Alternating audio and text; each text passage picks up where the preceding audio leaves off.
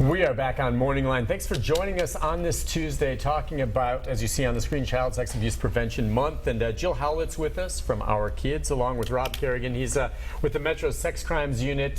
He and his task force on the internet, looking where so much of this happens. You know, you with Our Kids have put together this new flyer, and we were talking about it during the last segment about tips for keeping kids safe online. I mean, just think about it, you know, before the internet. I mean, it was just basic stuff. Now, 80 to 90% of the kids have been approached for something online. 80 to 90%. And I'm reading this, and you know, again, I'm not the most tech savvy. My son and young people I know are far more. But you log onto a site, set your age at 13, and what will happen? Within minutes, they'll be approached by someone for just to talk or for whatever kind of. By another 13-year-old? Most of the time, no. Yes, that's what I figured. I mean, in the past, I know I've created fake identities to go online to lure predators that we're investigating, and it doesn't take 30 seconds. If I enter a room as a 13-year-old girl, within minutes, somebody's starting to message me, and within just a very short time in that conversation, they're sending me pictures of their penis or doing that kind of stuff very quickly. Now, when that occurs, how are you able at that point to pinpoint where that individual is and make the arrest, or what has to happen for you to go get these folks? Well, at that point, they've committed a crime. Right.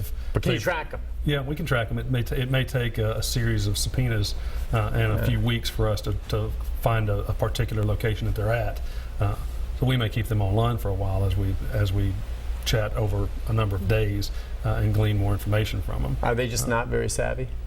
Some of them are very savvy, but they think they're anonymous. They think they're hidden. They don't realize all the avenues that we can use to track where they're at and to eventually identify a specific location. Okay. It's on the line. I can look like George Clooney online. I can do anything I want and be anybody I want, and I have that kind of veil of anonymity that no one I can feel like I can hide behind. Sure. Our suspects are the same way.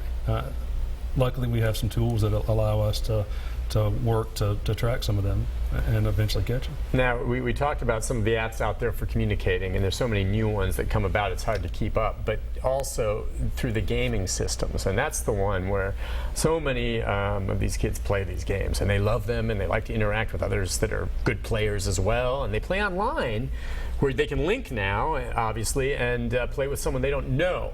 Correct. And a lot of times that's legit. You know, you just hook up and you're in a game and you're doing Call of Duty and you're going through an adventure there.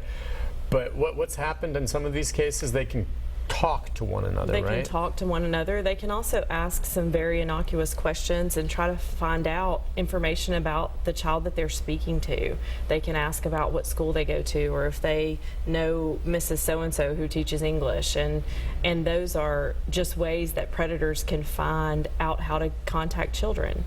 And a lot of times, they'll say, "Hey, it's a snow day. Do you want to get together? Where do you live?" "I live, you know, in Nashville." "We're in Nashville." I'm right around the corner." And then they meet up, and then that's where bad things happen. Yeah. And I think online gaming is perfectly acceptable.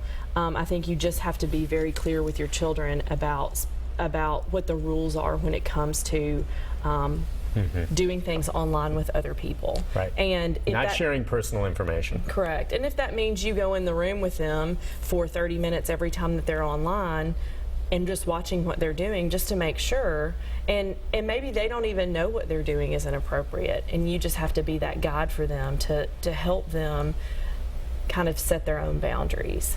So is there then a profile to some degree, and I imagine there's all types of victims obviously, but is there a profile of the type of child that may be more susceptible to this? And what I'm thinking is maybe one without much parental interaction for whatever reason, maybe one who's just more of a loner, or maybe a kid who doesn't have many friends, or I don't know, I'm just wondering, is there a profile for a child that may be more easily susceptible to these types of overtures from these folks?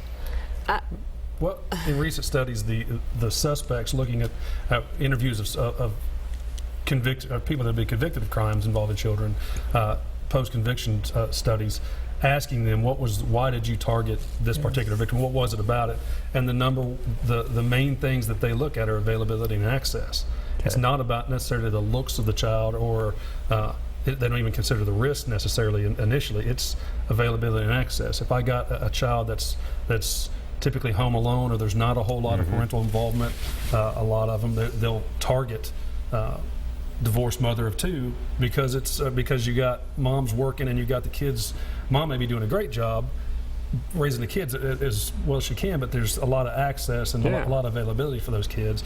Our suspects are going to target them because they're the easiest to. And they figure out that they're a divorced mother of two from communicating with the child, or a lot of times, or just what kids will post on their own.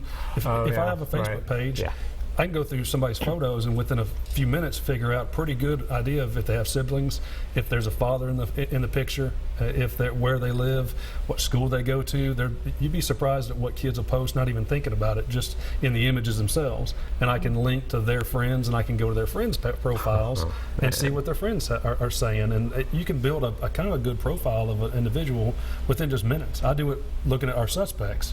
If I can do that kind of background on my suspects, certainly our suspects can do it on our victims. Sure. Within minutes. Have you gone when you've finally been able to track? Are you one of them that goes out and makes the arrest, or once you guys pinpointed to someone else with the task force? No, we go out and actually make the arrest. So when you knock on the door and they answer, walk me through it. Well, normally we're executing search warrants for computers and phones and that kind of stuff. So ours is different than Vice. We don't go out and smash a door in. Oh no, I mean, but do you knock on the door and say, "I've got a warrant here. Would you please let us in?" Yeah. And they're just like, "For what?" And you say, "I don't have to tell you. I have a warrant. Get out of my way." And you go on in. They know what they're there for. Oh, they do know. As soon as you walk in the door, most of them, they have that look like they've just seen a ghost, and it doesn't take very long before we get into the meat of the matter, and a large percentage of them will talk to us and will give us admissions, because at that point they're caught. We've got the evidence. We're just kind of getting the cherry on top by going into the residence. If I've got a search warrant, I've already developed probable cause to believe that there's evidence in there. Odds are I probably got enough for an arrest warrant at that point, very very often, or pretty close to it. So once I get in, they already know what we've been looking at, and they don't know exactly what we've got, but they assume that we must have some evidence that. Or you wouldn't have gotten the warrant. Sure. Now, is there a difference between, say, the purveyors of child pornography, meaning that they have it, they're looking at it, and maybe they're selling it and trading it, which is awful, but maybe are there those that do that but aren't actually touching physical children? Well, there again, the studies would show. If you're doing one, you're doing the other? Not necessarily every time, but a large percentage of them have either engaged in contact offenses on minors prior to their charge of the child porn, or potentially after conviction on the child porn, they're at a higher risk to reoffend and potentially find a minor. It's really all about access and availability again. Okay. If I have a fantasy of having sex with a minor, that doesn't stop just because I'm looking at images. That actually reinforces that fantasy more. Sure it does. And it makes it even worse. I mean, But they're likely then to act on that. More likely. I mean, to me, child pornography is horrible, and to sell it, but to me, in just my mind, just sitting here, it's far worse if I find out some guy just raped a 2-year-old. Okay, that's worse to me than a guy having a picture of that 2-year-old. We're finding a large overlap, and that's a lot of what this pamphlet that they've developed is we have an overlap of our offenders are not just looking at images; they're also online soliciting minors, and they're looking for a contact offense victim to target. Our victims that are going for services that are reporting stuff, they're also engaged in online activities that put them at a higher risk. So we see in that overlap. That's why we've kind of partnered together. I've worked with Jill since she was in the DA's office as a victim witness person, and I've worked with our kids for the last 15 years as a detective. But we overlap our investigations because part of it's the state law requires it, but for us to work as a team. But it just works better because they're really good at the victim side and the family side of it. We also partner with the Children's Alliance that provides counseling we talked about the non-offending parents. Sometimes we need those parents to be partners moving forward in the prosecution of those cases, because a lot of times they don't know that abuse has been going on, either physical or sex abuse. So a lot of those services are focused on those non-offending parents and services for those kids moving forward, whether it's follow-up visits for medical stuff, STDs that they may have contracted, that kind of stuff, along with counseling services and all of that. They tend to focus more on the physical exams and that kind of stuff, but then they refer a lot of kids out for continued follow-up. Yeah. I deal with the suspect then. I'm really good at going out and getting suspects to talk to me and arresting guys.